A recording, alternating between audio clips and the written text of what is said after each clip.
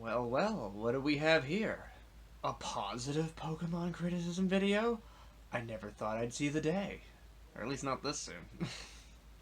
All jokes aside, I have been doing research and I have been watching trailers and now gameplay footage and reviews on new Pokemon Snap. And what I can say at long last is that this game is actually worth its $60 price tag. Now, I know some of you might have noticed this, but I put an asterisk on the video, and I know what you're thinking. Jum, there's a catch to this, isn't there? Well, kind of. Now, the reason why I did put the asterisk there is because Pokemon Snap is a very calm and relaxing game, and it may not be everyone's cup of tea. So if you're more of like an action-oriented, or if you're more into the traditional Pokemon formula, then you're probably better off just sticking with the main series games, holding off until the Diamond and Pearl remakes, or Legend Arceus, or even Mystery Dungeon. This game is definitely more laid back, chill. It's pretty much an on-rails photography safari game. That's all it is. So if sitting on your butt and taking pictures of Pokemon isn't your thing, then it's not going to be worth $60. So that's really the only caveat I have with that. But if you did play the N64 Pokemon Snap, or if you're into this type of genre, then I can happily say that this is definitely worth your investment.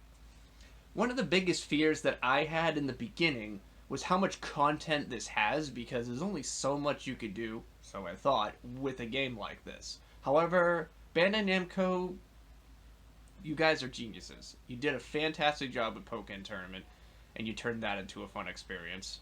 Maybe not for myself, because I suck at those types of games, but the footage I've seen, really cool. Love it.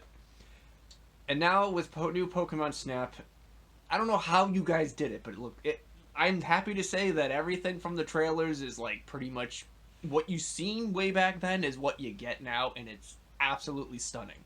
I know this game is nothing more than a giant interactive 360 video that you can take snapshots in, but for what it is, it looks absolutely gorgeous.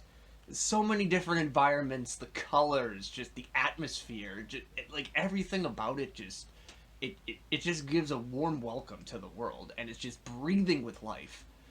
I've only seen the first level of this game, and I can already tell how much effort and passion is put into this game. And for all of those who love the idea of seeing what Pokemon do in like natural habitats and just seeing all the crazy stuff or the cute things that they can do, this is right up your alley for sure. Now, I won't go into spoiler territory or anything, but I will give you the gist of the game, so I can pretty much tell you the game's value as a whole. My biggest fear in the beginning was, isn't this game a little repetitive, maybe doing the same courses over and over again? But Bandai Namco was smart about this, and they actually implemented certain things every level, which pretty much makes it a fresh experience every time.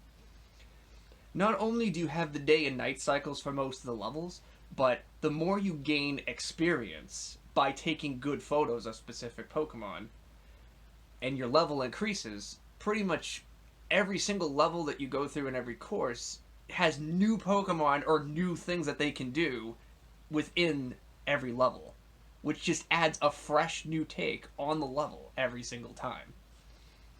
Hell, there's even branching pathways too, which I didn't even cross my mind, but that's a genius idea. So maybe on one path you can take a great snapshot of one thing, and then the other one you can see another thing, or maybe take angles from different sides or whatever on different trips. It's really cool, just all the different things that you can do in this game.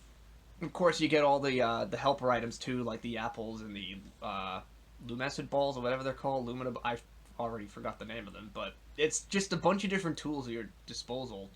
It's just fun, because once you get a new tool, you want to see what it does in like every level, and you're just curious, what if I use this on this Pokemon for once and see what it does, and like, there's so much attention to detail with this game. Well done, you guys. Like, this is freaking cool. And another thing is the freaking graphics of this game. Oh my god, I thought they were good looking in Pokken Tournament, but you know what?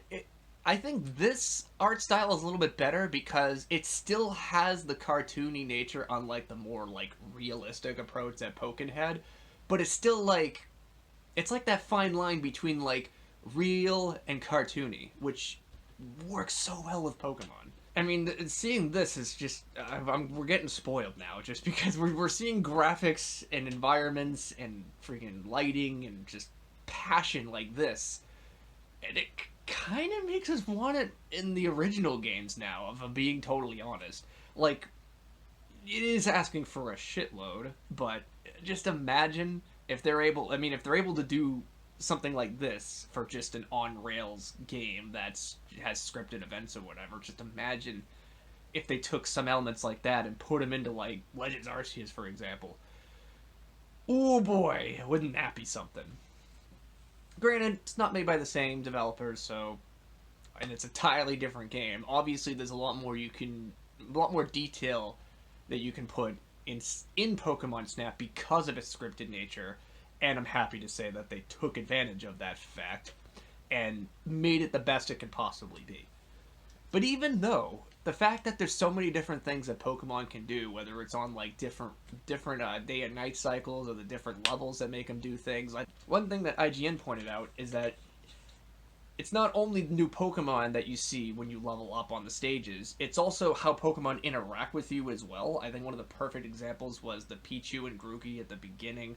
They're unsure of you when you first visit, but then when you like reach level 3 or even 4, I forget what the max level is, but then they're like jumping for joy and like welcoming you back to the park with open arms. And that's a super cool attention to detail. That's only one of the things that I've seen, but judging by that alone, just who knows what all the other Pokemon are capable of doing.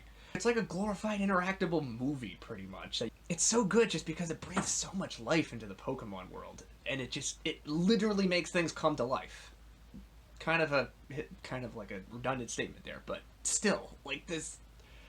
Just go around every corner looking for things and just seeing what you can find and seeing how things interact with what. I know I've already said that already, but I can't stress enough how happy I am that they put so much effort and attention to detail in this. It's not just the graphics. The graphics, I mean, especially with the water textures and stuff, I've seen like a waterfall or a river, and it looked so freaking good. Holy crap! But still, just everything about it is really, really good. So this is definitely taking the original concept of Pokemon Snap and taking it to the next level. Like, actually evolving the games. Like, here's a prime example of what Game Freak needs to do with future entries. If Bandai Namco can take the original Pokemon Snap and transform it into this, just imagine what Game Freak can do with the same exact mindset and passion and effort. Seriously. Guys, I know you can do it. Use Pokemon Snap here as a prime example of what can be accomplished. Because I'm not saying that, like, go above and beyond like that, because, like I said, remember, I don't expect the interactable stuff in Pokemon Snap to be in, like, a main series game, because, A, you'd have to do that with, how many Pokemon now? I will give Game Freak credit. That's a lot of coding and shit. Who knows if he could even fit on a Switch cartridge at that point. I mean, at least with the environment and the wild Pokemon itself in future games, I want to see even a quarter of what I've seen in Pokemon Snap. No more than that, though, because I know that's going to be extremely difficult, if not impossible. But, like I said, use this game and its shining glory as a prime example of what can be accomplished with this franchise. Now, here's the other thing that may not give it its $60 value. There are going to be some Pokemon fans out there that will only be fully satisfied with the game if their favorite Pokemon's in it. I'm one of those too. I'm guilty of it.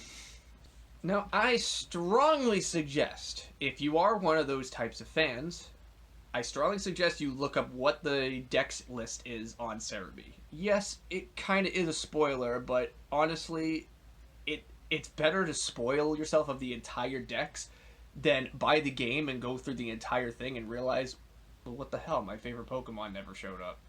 And then just disappointed in the end.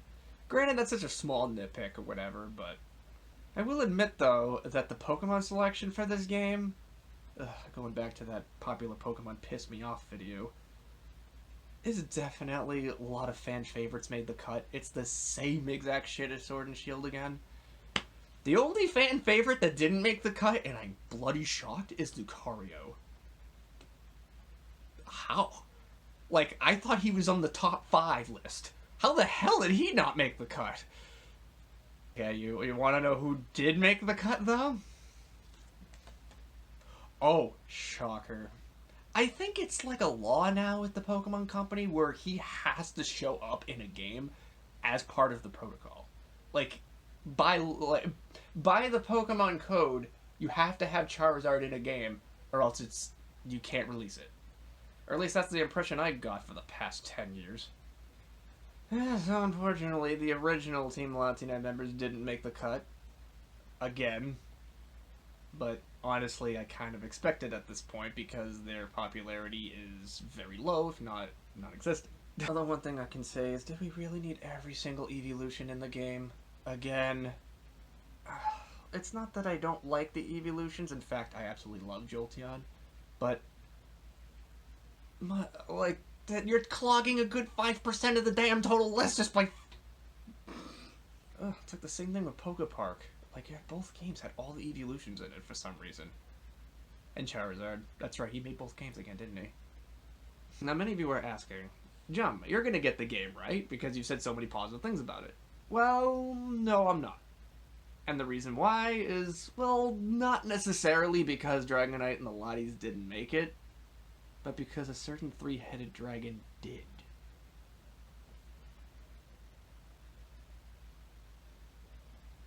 Seriously putting him above all mine again, huh? Not to mention that Trubbish and that Apple Dragon made the cut as well. Ugh. And by my own strict Team Latinite rules, I will not get a game if it has Hydreigon in it and not mine. Because I don't want to support my arch enemy, thank you. Yeah, I know that's a very stupid excuse, but I'm rolling with it anyway. However, for you guys, I strongly recommend this game.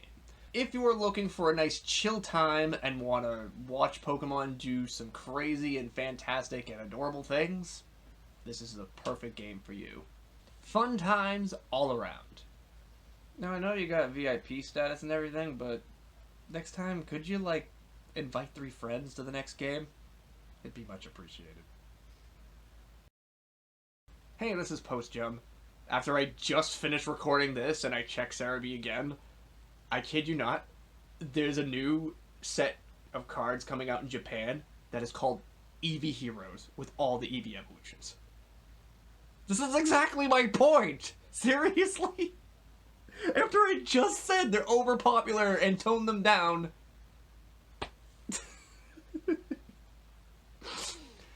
Well, you know what they say. Give the fans what they want.